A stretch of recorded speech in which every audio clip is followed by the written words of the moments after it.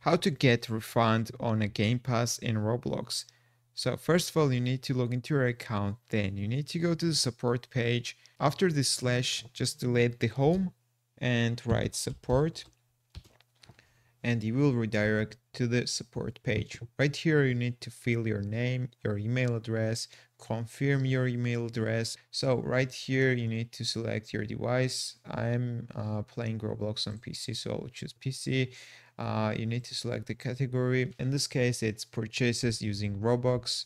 And down here, you need to select inexperienced item. Then you need to describe the issue. So I have got a text for you. You can use the similar text. So for example, like this: hi, I want to refund the Game Pass. Here you need to write the Game Pass name, then which cost. So here you need to enter the cost of the Game Pass in Robux, guys.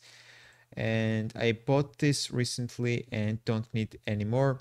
So can you please help? So you can write similar text or exactly the same text in this gap and click the continue button. So most likely they will refund your money and they will solve your problem. That's all I want to show you. If this video was helpful for you, don't forget to click the like buttons and don't forget to subscribe.